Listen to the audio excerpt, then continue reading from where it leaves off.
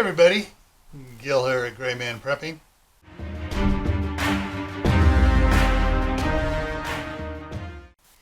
On this episode of Your Prep for Today, I want to talk to you about, how do I put this? Increasing your knowledge through books. All right, what I'm talking about is your library, your prepper library, your knowledge library. Adding more books to it. You may think, oh, I got all the books I need. Do you have a book on how to build a gasifier? Do you have a book on medical procedures for emergencies?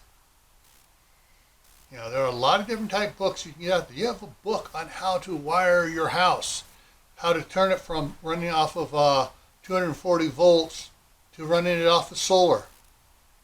There are a lot of books out there. Some of the books I have in my prepper library, I have Survive by Les Stroud, very good book. In fact, my scouts love this book. I have another one here also called Survive. This is by one of my favorite authors, Jerry Ahern, a very good book as well. And of course, you've seen me talk about this next book lots of times over the last year on my live streams. The Survival Medicine Handbook by Doc Bones and Nurse Amy. All right. And a lot of books, everything's in black and white. This one, the photos and stuff are in color, showing you what things actually look like, a wound actually looks like in color, and not a grayscale, so where it's hard to tell what it is. But books is important, all right? I have a lot of these books also on my Kindle as well. So I have a portable prepper library that I keep adding to on my Kindles.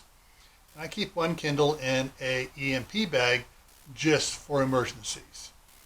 All right? So I duplicate what I have in paper as much as I can onto electronic version as well. Alrighty. So before I take off, I'm going to put a link up here to my other channel, Camp Patton Family Compound, where there's some great videos over there on emergency preparedness as well. I'm going to put the link to the Prepping for Beginners playlist up here and the Prepping in Private playlist down here. Alright, take care, and I'll see you around.